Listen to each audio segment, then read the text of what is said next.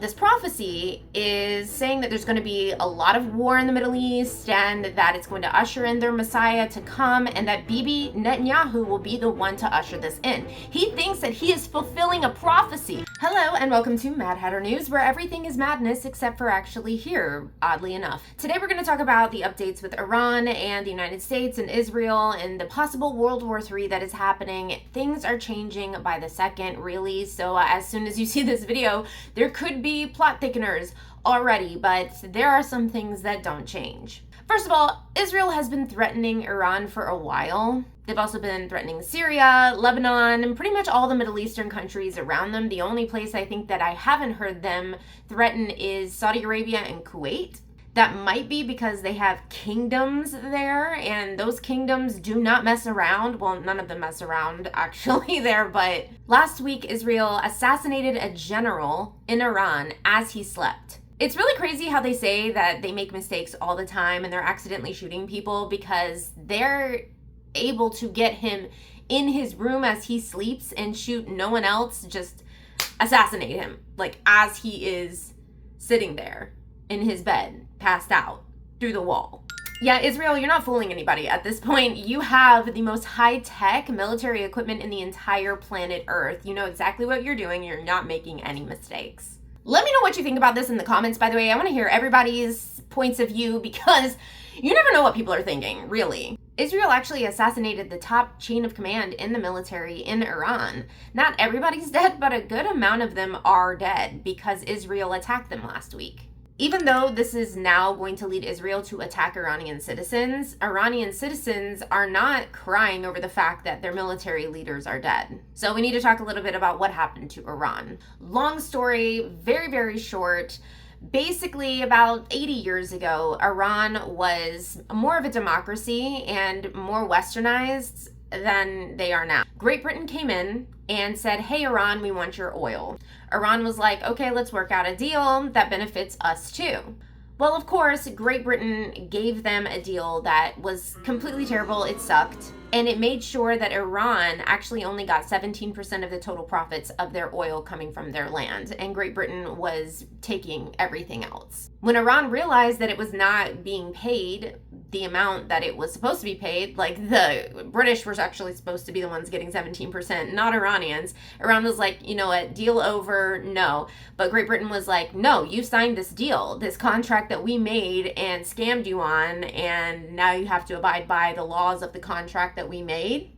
So then they start putting sanctions on Iran, and Iran can't import goods anymore without paying extreme taxes. So everyone in the country starts suffering because of this.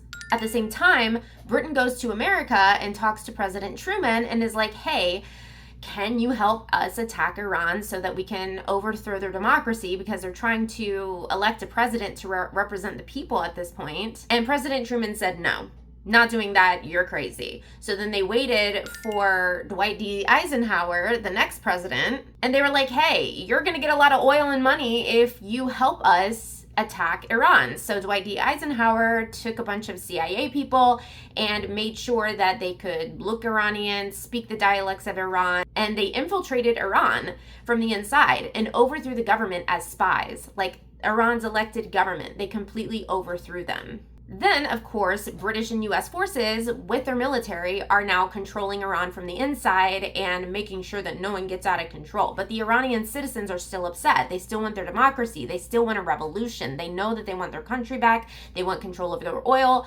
So a lot of militant groups and terrorist organizations actually came out and started to fight over that area because Iran wanted a revolution. But what happened was a terrible terrorist regime took over and started working with the US and Great Britain, who helped put this terrorist regime in control, and they gave them oil while they made a lot of money and made the rest of Iran suffer. So that's kind of what's been going on since then.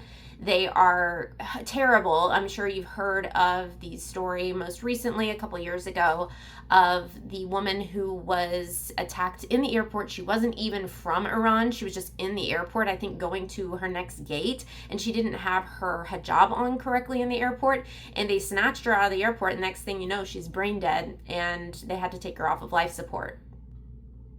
It's a regime that takes people off the streets, makes them disappear. There were kids a couple years back that were Iranian teenagers, actually, and they danced to Pharrell's song Happy. You know, come along if you feel like happiness is a truth. You know that song? I can't put it on here because YouTube community guidelines. They'll take it down by copyright infringement, but they were dancing and they went viral. And when the Iranian regime found out, they disappeared all of those teenagers. They were like nowhere to be found for a few days.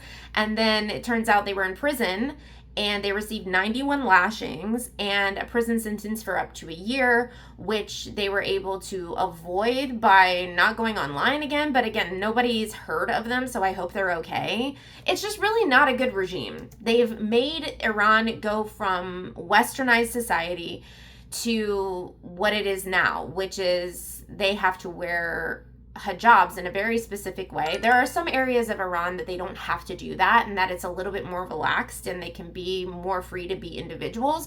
But in a lot of areas, it is very much still like this. And it's a very, very sad thing that happened. And it is directly because of Great Britain and America wanting their oil.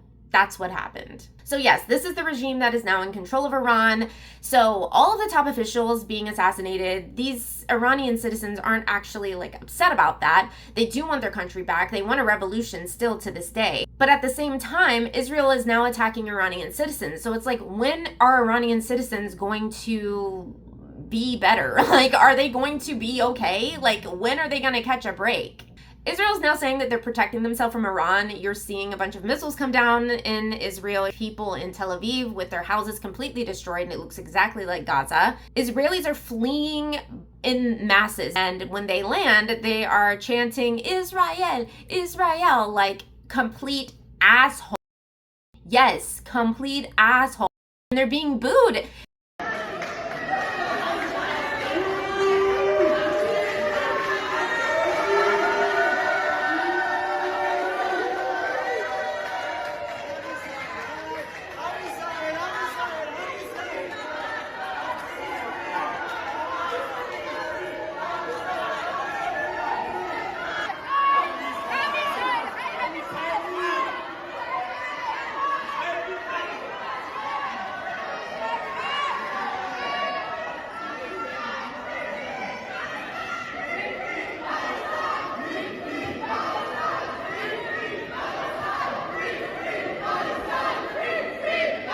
And they're saying, oh, it's anti-Semitic that we're being booed so much.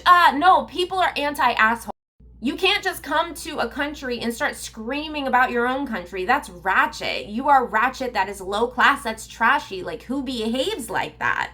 People aren't gonna like that. So that's what is going on right now. But Iran, again, has the right to defend itself. So it is sending missiles to Israel. And that's one thing you do not do. You do not mess with a regime. You don't mess with a regime. That is an actual terrorist organization that is in control of an entire country. They don't back down. They don't play. They're very knuck if you buck, if you will.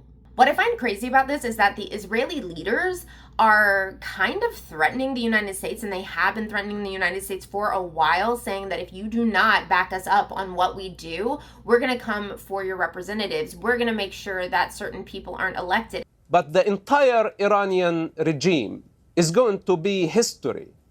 The Iranian nuclear program is going to be destroyed. And anyone who gets in the way, it doesn't matter where they are, even if they are politicians in the West, they are going to fall. Because we cannot afford letting any Islamic entity, and I said this previously, and I mean what I say, and you need to take this very seriously. Did you hear what he just said? He threatened politicians in the West that if they don't agree with Israel's war against Iran, that they're going to fall. And remember, he's an Israeli agent. Are you saying Israel will murder politicians in the West or get rid of them politically through bribery or whatever else? What do you mean the politicians in the West will fall if they don't agree to back Israel's war against Iran? Yeah, we will not vote for them anymore. Oh, no, well, you don't vote for them now. You're not in our country. What do you mean the politicians will fall? We live in democracy. And we have the right to bring them up and to bring them down. Those who agree with Ayatollah, we don't want them in office. And all the sympathizers with terrorists like yourself, we don't want them even to be in our country. Who is we, and how are you bringing down politicians in the West if they dare to defy Israel? Tell me how you're bringing them down. I already answered you that. Are you going to murder them, or are you going to bribe them? Or are you going to bribe someone else? Who are you going to do? And okay, so let me... And it's like, wait, are you admitting that you are in control of our elections? Is that what you just admitted right now? Interesting. It kind of seems like what the conspiracy theorists have been saying all along is a little bit true, based on your words that are coming out of your mouth right now. And they're so pompous when they talk about it. They have like a little smile on their face, like, what you gonna do about it? It's so annoying. Who are these people and why are they in control so much? I mean, they're gloating. These people are not nice. They are not our allies. They are not our friends. They are outwardly threatening us. If you don't back me up in all my beefs, then I'm gonna do something terrible to you. It's like blackmail. It's like having a friend that you thought was your friend and then you find out that they killed somebody and you're like, oh, I guess that made sense because they did a terrible thing to your sister, but then they keep killing people and killing people and killing people and killing people. And suddenly you have to realize that this is a serial killer. Like, this is someone with a serious problem who needs to be stopped. But then at that point, they're like, well, if you try to stop me, then I'm going to ruin you. So what do you want to do? You want to help me or what? And they know that there's nothing you can do. Like, that's kind of what's going on right now. But what is extra scary to me is that even though Israelis are fleeing their country and going back to their home countries, whether it be Sweden, Switzerland, Austria, Florida, in the United States, remember, every single person in Israel has to be a part of the IOF for at least like a year or two if you're an Israeli citizen. So these are all IOF members. These are people who should be fighting their own war. They were just in Israel. They considered Israel home. So they should be defending Israel, right? No, they are leaving. They're going back to their home countries and they're expecting their home countries' people to go and fight that war for them. So who's going to be going out there? Who's going to be going out there? Oh, Americans. Americans are going to have to start fighting this war. But it's not a war that any of us want. We've been watching this genocide on our phone for years at this point. And a lot of us have been aware of this genocide way, way, way before that. It has been a genocide for a really long time. Way before October 7th, it was just a mini genocide at that point. It was a lot slower of a genocide at that point. So this leader has a problem with this leader, and so the leaders start fighting, and they expect the people who don't like them already to just fight that battle for them when these people have no issue with these people and these people have no issues with these people, but we're gonna make them fight, and we're gonna, as people who have beef with each other, watch them from above and just like see who wins. No, we need to have these leaders all round up around the world fight it out on pay-per-view. That will generate a lot of revenue for everybody's countries because everybody's gonna tune in and pay for that. They wanna see the leaders duke it out in a boxing ring. We wanna see who is the last leader standing. So instead of using our resources and our money, why don't we actually make money by letting the people watch our leaders duke it out? They're the ones with the beef with each other. Why are we fighting? You know that if this goes into a world war, there is going to be a draft. Period. World war means draft. That means that your brothers, your sons, your cousins, your boyfriends, your husbands, anybody between the ages of 18 and 25 will be drafted. They are going to be sent to go fight and die for this? For this? And I think that's when the people who have been silent this entire time are actually going to start standing up and saying something. There's just going to be a revolution in our country. There's going to be fighting within the country. Governments are going to be overthrown within our country. People are not going to be down for a draft. That is straight up. Do I think that there's going to be a world war from this Iran situation? No, because Iran, if they had really wanted to do something by now, I know that they would have, because they've shown that they could have. They actually attacked a military base, a U.S. military base in Qatar a couple days ago. That base holds 10,000 people, and they've sent missiles into the buildings there, but they warned the people on that base 24 hours ahead of time that it was going to be attacked. They're giving them a way to escape. If they actually wanted to cause a war, if they actually wanted to cause true damage, they wouldn't have gave any warning at all, just like Israel never gives warning. They would have just attacked. What they're trying to do is show that they can do it. But they're not actually trying to cause a war, I don't think. But what I think is going to happen is that there will be a war in 2 or 3 years, and it will be caused by Israel poking the wrong country, or having poked a few countries by then, and then they all team up together and are like, let's take this MFer down, you know what I mean? Like, let's take him out. We're done with him. He's a little bully. So yeah, I think that it's going to happen, but I don't think it's going to be right now. I think it's going to be in 2 to 3 years. Trump just got on TV and said that he's going to make a decision in a week to see if we're going to join this war, but he's already attacked Iran. He sent missiles to Iran already. He was actually going to be talking to one of the Iranian leaders who wanted peace. They wanted to assure the United States that there were not going to be any nuclear weapons used and that they were going to take care of it and not cause a problem for the area and not be a threat to the US. But just a couple days later, Israel sent a missile into his home and attempted to kill his entire family. They thought that he was dead too, but he actually wasn't. And he got sent to the hospital. He is right now in serious condition. But when he gets better, do you think he's going to talk to the US? No. No. He's not going to be down for peace agreements at that point. You came for this man's family. You destroyed his home, like desecrated his home. His home is gone. We are in serious trouble, and it seems like the common denominator is Israel. Really interesting, huh? People keep asking, why are we even on their side? Why are we helping Israel at all? A lot of people don't understand that this actually does come down to religion. Bibi Netanyahu was given a prophecy by someone who was called a rock star rabbi. And this rabbi would give prophecies, right? And he told Bibi when he was a lot younger, way before he was prime minister of Israel, that he was going to be prime minister of Israel and that he would be the last prime minister of Israel and be ushering in their Messiah. If you don't know a lot about Judaism, they do not believe Jesus was the Messiah. They don't believe their Messiah has come yet. They think that the Messiah is yet to be here. So this prophecy is saying that there's going to be a lot of war in the Middle East and that it's going to usher in their Messiah to come and that Bibi Netanyahu will be the one to usher this in. He thinks that he is fulfilling a prophecy. He thinks that he is that special and just the one who has been chosen by God to usher in the Jewish Messiah.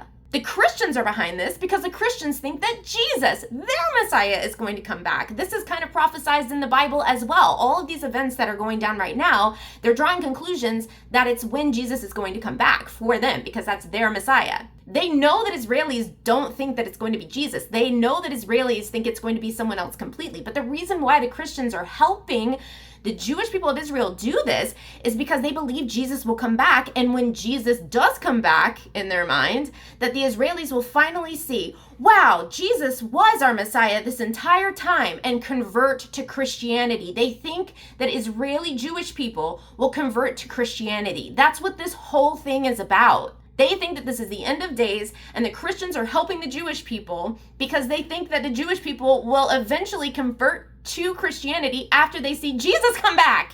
It's just a bunch of cults running the world and destroying it, and we are all at their mercy. Anyways, let me know what you think about this in the comments. Of course, this is an ever rapidly snowballing situation. Of course, in like 3 minutes, it could change. But I want to hear what you have to think about this because this is a very serious thing. If this does happen, and it seems like it is inevitable, it's definitely going to happen, it's going to affect every single person watching this right now. If you haven't subscribed already, subscribe to Mad Hatter News, and we'll just keep posting and keep everybody updated until they have like a viral technological attack, and then we're not allowed to talk to anybody on the phone or the internet anymore, and then we won't be able to do anything. We'll just have to fight in the streets, I guess. Whatever. The World Economic Forum has been warning that there's going to be a mass worldwide cyber attack for a really long time. They've been doing drills, by the way, to ensure that we know what to do in a situation like that. Even though you know that people are not going to survive, a lot of people will die. Like, they're not going to fix that sort of a problem immediately. And it's going to be chaos in the street. It's just going to be madness. People are not going to be able to get their money from their banks. They're not going to be able to get paid. People aren't going to go to work because they won't be able to get paid. People aren't going to leave their families vulnerable to whoever attacks them. It's just going to be chaos. But anyways, I actually have to go to a show right now. I am a comedian in Chicago. Definitely follow my Instagram if you don't already, because I post my shows there if you want to come to my shows. Definitely buy your tickets in advance, especially Friday Night Fever, the show that I produce at the Lincoln Lodge, because it sells out really, really quickly. And hopefully we're all still at peace by the next time I upload, which will just be in a few days. So I upload several times a week. Don't forget to subscribe and like this video, comment, let me know everything that you think about this situation, and we'll be seeing you in the next video. Bye.